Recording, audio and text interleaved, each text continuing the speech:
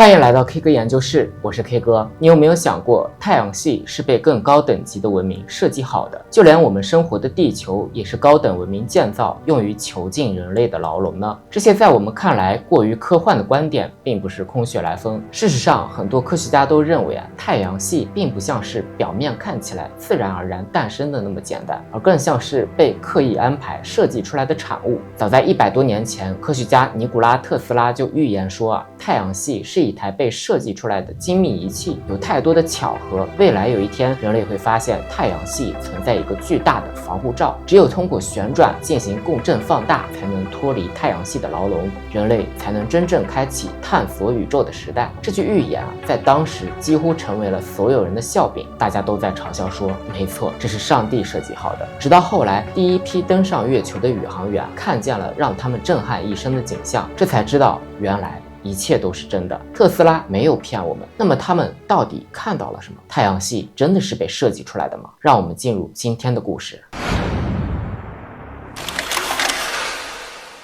为什么特斯拉说太阳系是被设计出来的？为什么他没有进入太空就能知道一切的真相？这还要从他的特殊能力说起。就在1863年的一座小村庄，一个瘦弱的少年正躺在家中，因为高烧不退而痛苦不堪，直到几天后身体才逐渐好转。可奇怪的是，就在不久后，他的眼前就能看到各种各样的幻象，比方说他在学习数学时，不用纸笔就能在脑海中浮现出计算的具体过程；盯着某件物品时，脑海中还会浮现出它的内部结构和轮廓，就像开了挂一样。更奇怪的是，这些幻象只有自己能看到，这可不是凭空说出来的，因为和他同时代的科学家们都一致发现了特斯拉的这个特点，就是在创造一个发明的时候，他根本不需要什么设计草稿，只是坐下来想了想，就什么都设计好了。接下来他只需要制作需要的东西就行了，整个过程简单的就像在喝水，就连爱因斯坦看了都无法理解，并且大受震撼。这在我们看来本应该相信科学的世界，因为这个好像突然变得有些玄幻了。一开始村里人都担心特斯拉是不是患上了某些精神疾病，毕竟这个时候的特斯拉仅仅只有7岁，这孩子还有大好年华没享受呢，可不能因为这个精神病就耽搁了。但是特斯拉本人在适应了2天后发现这个能力特别适合用来设计和制作机械，而且这也是他的爱好。于是后来的很长一段时间里，人们都能看到他不需要图纸，直接上手安装制作，发明出了很多别人从来都没见过，但是却非常实用的机器。而且现在我们都知道，21世纪的很多发明成就几乎都和特斯拉有关，所以他也被称为最接近神的男人。那他的能力怎么来的呢？这真的是开挂了吗？直到1943年，特斯拉手中紧紧攥着他最后的设计资料，在纽约的一家酒店中不甘地离开了人世，享年86岁。那最后的设计资料中就详细地描述了他最后的设计——沃登克里夫塔。这是将自然界中潜藏的电磁能量转换为电力，并通过无线传输技术免费提供给世界各地的发明。也就是说，一旦发明成功，整个地球上的人类都会免费享受到无限供应的电力，再也不用交电费了。而之所以会留下这些手稿，就是希望后世有人能够完成这项发明。但在他去世后不久，美国政府就立刻收回了所有特斯拉遗留的资料，只将一些看起来玄之又玄的内容进行了公开，因为在他们看来，这些都没有特斯拉的设计重要。而恰恰就在这些公开的内容中，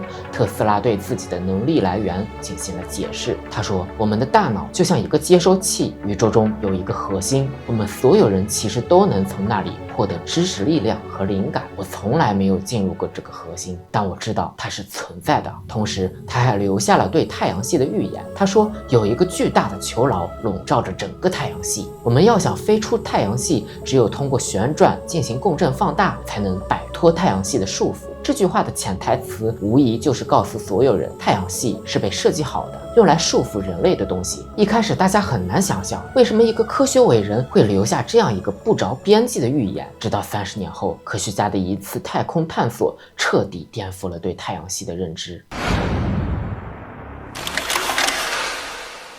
时间来到1969年7月20日，这天阿波罗11号载人飞船完成了首次登陆月球的载人航天飞行。指令长尼尔·阿姆斯特朗与驾驶员巴兹·奥尔德林组成的美国登月组在月表庆海基地着陆。正当他们在月表准备工作的期间，另一位驾驶员迈克尔·柯林斯就带着队友们的期盼，驾驶着指令舱开始绕月飞行。因为大家都非常兴奋，除了本职工作之外，他们都想知道月球上到底有什么，会不会有像人类文明一样的遗迹，会不会有外星生命呢？可转了一圈之后当克林斯转头看向地球时，他就看见了这样一幅诡异的景象。为什么没有星星？为什么在地球上我们抬头就能看见的星星，在月球上看就齐刷刷的消失了？非常震撼，但他们无法理解。难道我们在地球上看到的都是幻象吗？所有宇航员都沉默了，他们不敢往下想，只能坚定地告诉自己，曾经的一切都是亲身经历，至少记忆不会骗人。但是他们在返回地球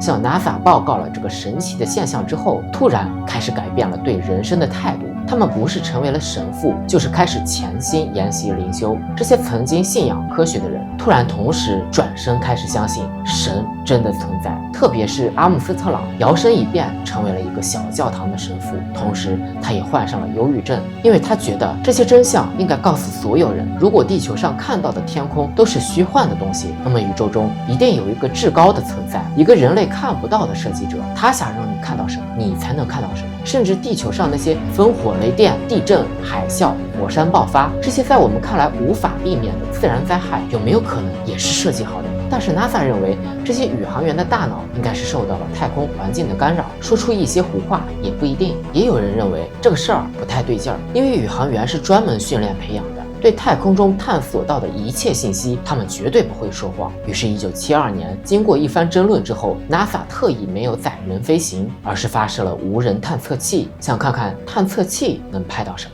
人可能会受到太空干扰，机器可不会。于是先驱者10号发射了。可随着探索时间越来越长，他们发现先驱者10号在到达太阳系边缘某一位置后，速度开始急速降低，10公里每秒的速度很快降到了10米每秒，最后彻底没了音讯。这可不是没电了，因为先驱者10号配备了太阳能电池和11台由放射性同位素钡238作为燃料的发电机。按照当时的估算，这些电力探索太阳系绝对是够的。可为什么会出现这种情况呢？难道太阳系外围真的有什么东西在阻拦任何想出去的东西吗？特斯拉的预言好像开始逐渐应验了。后来1977年 NASA 发射了旅行者1号，经过探索后发现太阳系内圈至少100公里，分为5层，不管什么物质都可能进入某种不确定的轨道，然后减速直到摧毁。这似乎也印证了先驱者10号的经历。难道太阳系真的是设计好的囚牢吗？一旦逾越，只有死路一条。更可怕的是，人们发现太阳系不止囚牢这么简单。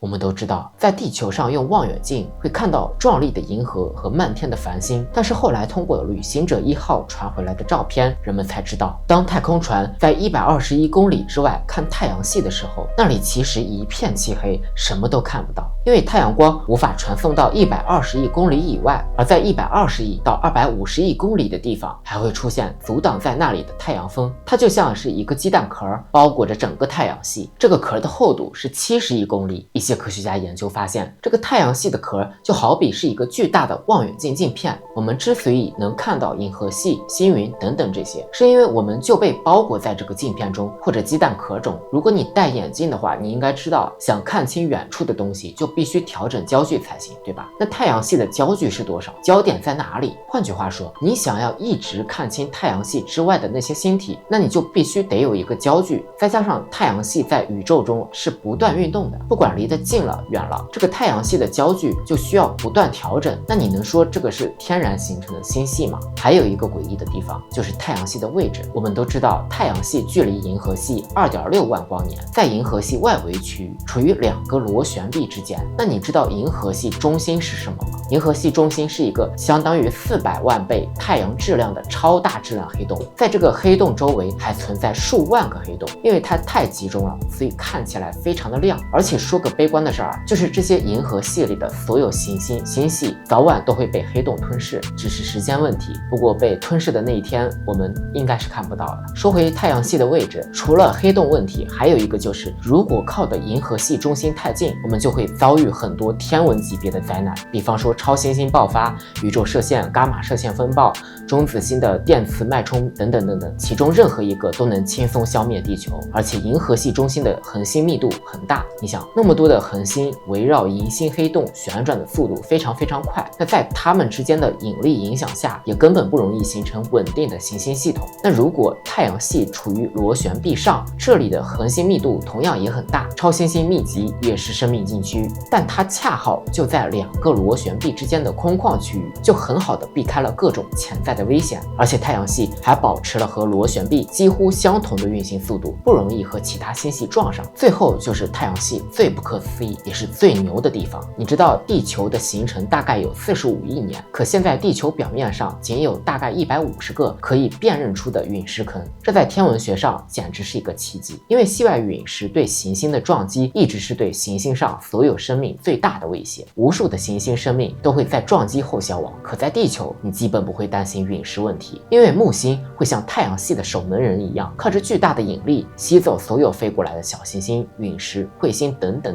从而将金星、地球、火星这3个最有可能产生生命的星球保护起来，减少地球受到地外天体撞击的概率。但万一还有一些系外天体成了漏网之鱼呢？月球就成了保护地球的第2道屏障。你看到月球表面密密麻麻数都数不清的陨石坑，就知道月球在数亿年间为地球生命挡下了多少次灾难。而且在之前的月球起源视频中，我们也聊过，就是月球与地球的体积比很不正常，对吧？49:1，而在太阳系中的其他行星与卫星的体积比都是1000:1，所以月球体积之大很少见。这么来看的话，其实恐龙灭绝应该算是小概率事件了，而太阳系的一切都好像是精心准备下的实验，环环相扣，毫厘之差就会改变地球的结局。所以地球生命的形成不得不让人细思极恐。难道真有已经进化到可以随意改变宇宙规则的高级文明存在，而这一切都是他们设计的吗？如果这是答案，那他们的目的是什么呢？